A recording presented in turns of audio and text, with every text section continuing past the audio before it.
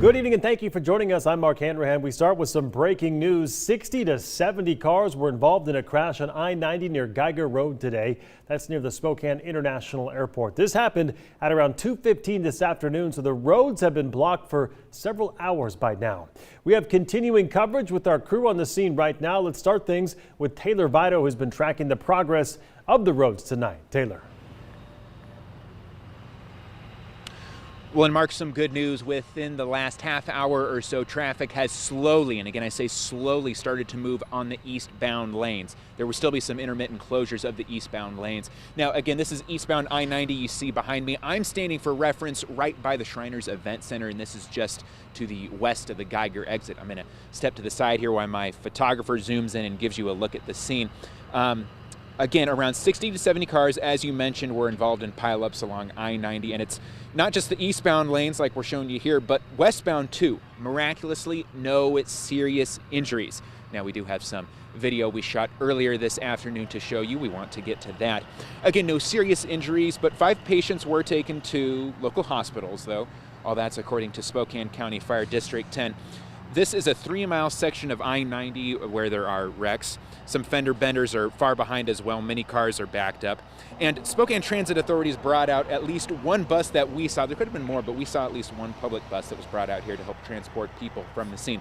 Meanwhile, the Shriners Event Center has been an open place where people have been able to go up in there, to go in, get warm, kind of recover if they were affected by this.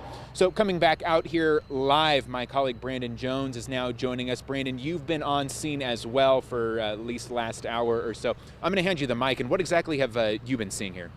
Yeah, Taylor, the whole situation has been pretty chaotic, but they're working on solutions to get this whole thing figured out. One of those include the Shriners facility that's acting as a warming center right now for anyone who was involved in an accident. I got a chance to walk through there a bit earlier today and spoke with a girl who was visibly shaken up, but she is doing okay. A lot of cars, a lot of accidents coming my way when I was driving down, and yeah, it's just, I hope everyone's safe and there's no casualties. That's all I'm hoping for.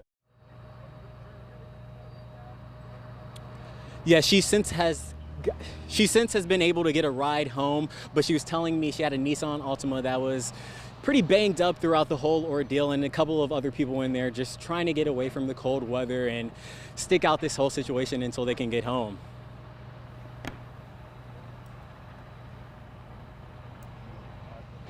Live at the scene now. Thank you very much, Brandon.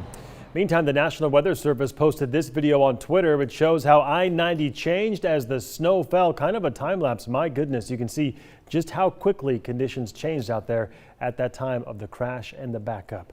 Okay, so icy roads, obviously a big issue for commuters on I-90 this afternoon. Let's get straight to meteorologist Thomas Patrick, who's tracking our icing conditions now. Thomas? Yeah, Mark, and that issue that we saw near Geiger Boulevard on I-90 almost looked like a blip on our radar, but as we turn the sensitivity up, it tells a much better story. So there it is. Doesn't look like much right at 225, but let me show you this 40-minute loop of our National Weather Service radar, and you see a snow squall that crossed the interstate just after 2 o'clock. It produced about 0.6 of an inch of snow in 20 minutes time. And while that doesn't sound like a lot of snow, it's that quick duration that caused havoc, as you saw from the earlier report. So 0.6 inches of snow in 20 minutes, that's a snowfall rate of almost 2 inches per hour. And really anything above 1 inch per hour is considered heavy snow. So that was a heavy snow band that occurred very instantaneously for I-90. So it's likely that the icy roads, in addition to the high speeds that most people were probably traveling,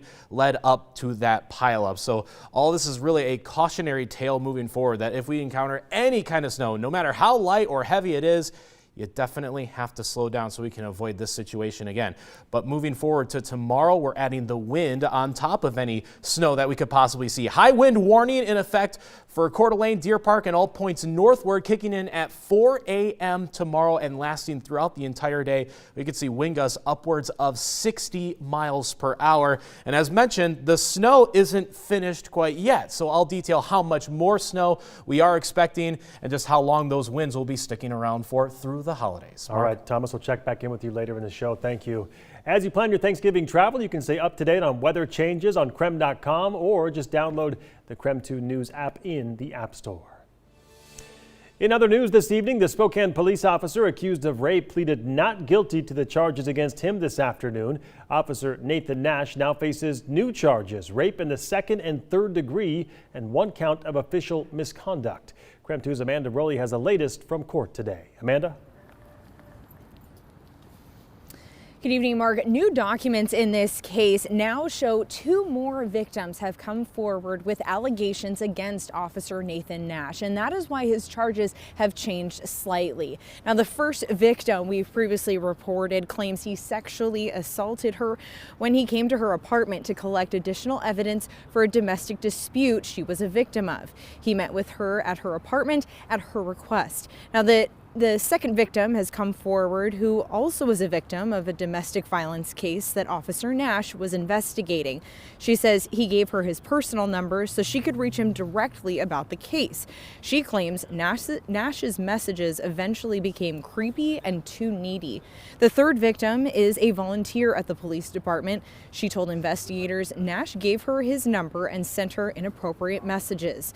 Additionally, we learned from court documents Nash admitted in an interview with investigators he did have sexual contact with the first victim at her apartment, but he claims it was consensual. He told investigators he did not tell his supervisors about the contact out of concern for the alleged victim and sparing her embarrassment.